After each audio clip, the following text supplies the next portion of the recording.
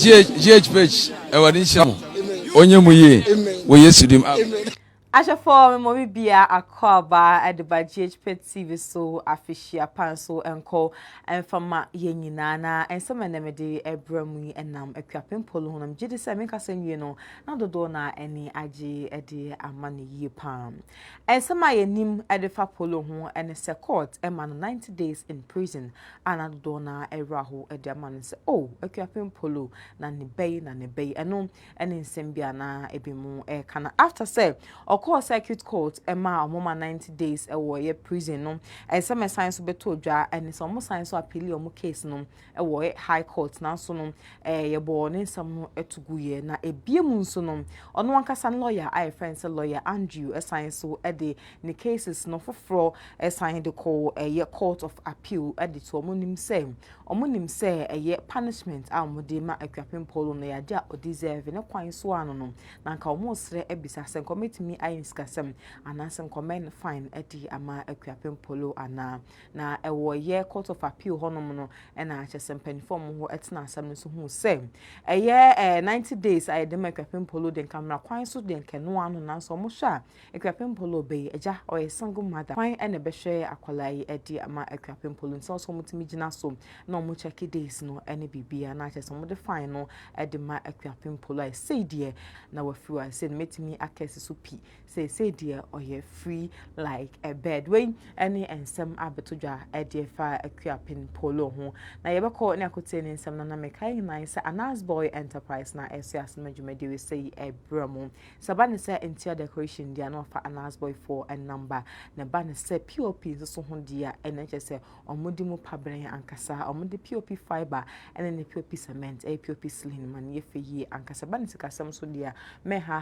bebre omo so de fasikanim 70% ebra eche no na dem 30% na ode asom so na yenkoi na yenkote report about bontin edefa akuapem polo say free awaye na yeba yebeto aso me da fininia me no ka say ade court of appeal akwa setna na setna omoko ni nyina ye nua ba Rosemond Alade Brown ye bodi ni say yankofo nhye da ni this ye kaka ho say akuapem polo asem ni fiase wo circuit court and a sentence in 90 days ewo ho and a court appeal ewo high court appeal court high court judge let us say sentence me dey and am bra kwan so enti days na kan fra ko na ko twani ko na bra meka so ko mu be nafua enumu ko nsia ni be 6 to 5 days and 6 to 8 days krani na lawyer Kwadwo Andy Votia find the file case na for court of appeal extra court na say omon ka say asotwe a ya twen akuapem polo omon pe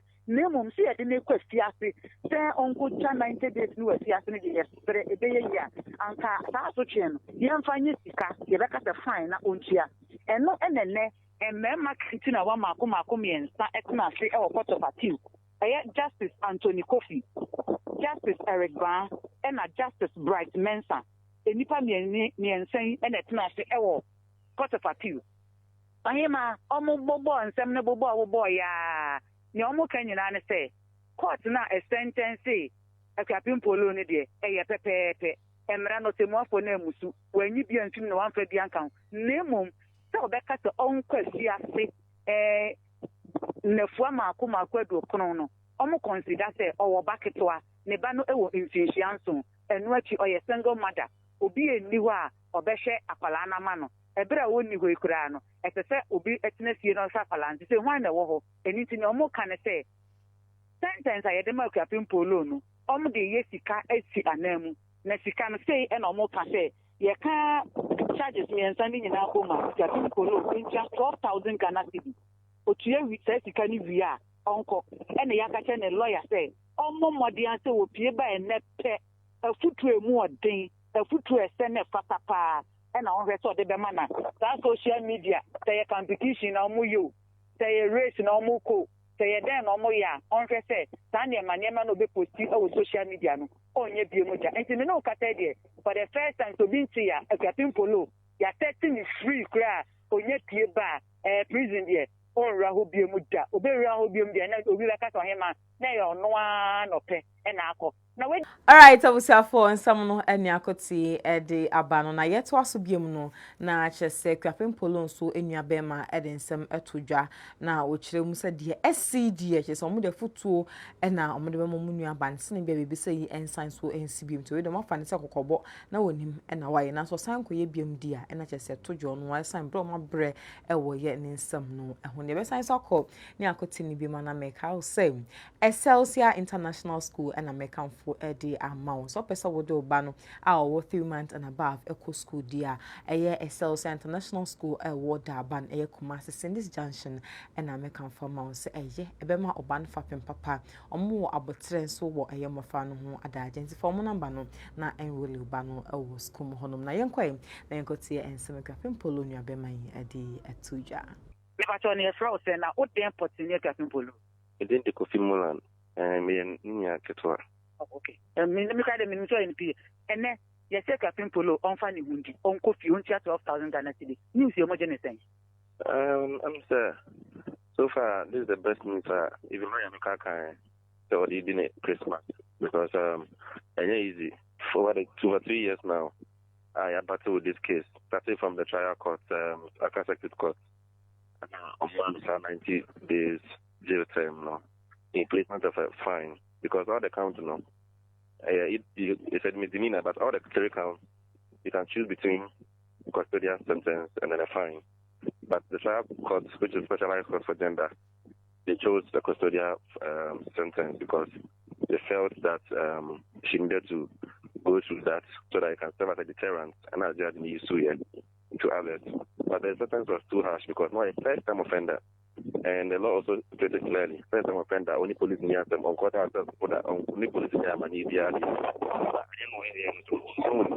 And I would see a quarter long respondent second, and when name say, you know, everything that I do, you know, in Bonia, Obin Catania, but when Nimpo Tapeta, you need both of you civilians, the Nimpo Tapeta, would bet on China, would try them for the tournament.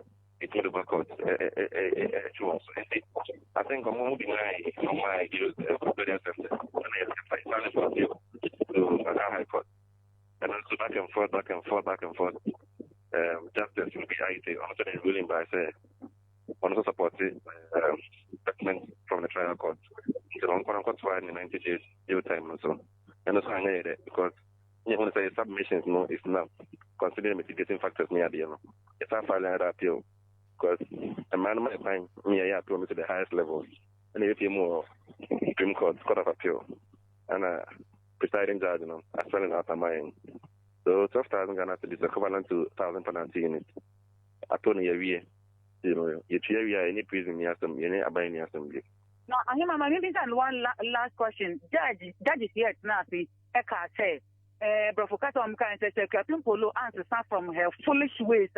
Na onyasemu biemu dia ene no nyobi ne kuma ntwi wo we ye ninu abe me ekwan ben so na mo be fa hwese social media obe posti ne magu we ensan enfa ne nkoto ase na foolish ways ya ye kan wate ni obetimi acha ne afiri ho they say no ya be special time of fast ya be pa keti hati en ko ko be kan kate la ya no hati ka do so if you actually well, I'm out there dancing, but yeah, be doing. You go through all this process and not only pay, and now time now we need a boko. If you mean say we need a boko, no better pay, na baba be ye better that be because what to say justice in the kind. That time celebrating my posty, I think them and yet this idea may na sorry I go Instagram now post it because I want to put them in control. But see, I just do a picture. That picture now try with me about them. Name what the trouble on thing there, nobody. And to appear nobody, yes, remember who too heavy. And to buy a man who Yamuka and Yamudi Tuda, anyhow, serious because what Susan Prince, I hope she learn from this. And I said, I hope she learn from Tokan and Prince. And so when you want my I happen after them. So that's the same thing I said, justice and say, you hope you don't repeat this thing again. It's okay if you see the I'm not sure but I don't know about that's what we say. To them so bad your foot on the casa and Rebecca.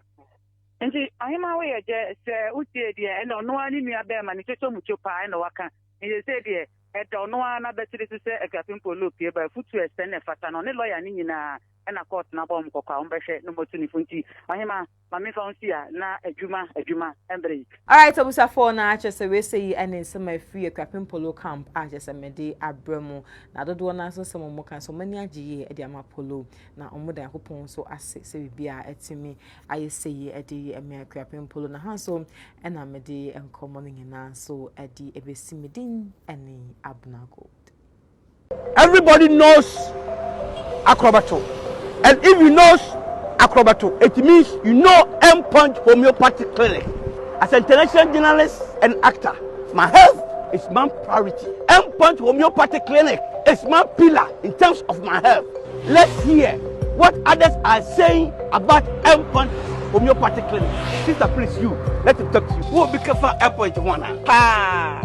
Chesena me ankasa me period no say problem suwum ntina ma wo ho idea ma me papa chesena nya asem ketewa na me coin point no mo hwe me mogya mu no mo hwe bibia na so mo meduro a me fae no ene ma won kra me enu foforo kwa na me coin mu a eba tie ne je dia ba fie pa. You heard everything yourself. Me ma me no adwojo eda ho a wontumi nante and then ko end point o mama nura and then why dia watimi asori anante. That's M-Punch for you. Of Acrobato. Hello. Hey, Oshisho what chair? Okay. A free bra would the M-Point what dance.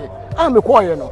Me Joseph sama na nkoye and person my emre nyina and na magina sabema. Na me be fear for there. The one dey nyina jaresa. You heard everything. I have secret. M-Punch is my secret. M-Punch Homeopathic Clinic. I'm free.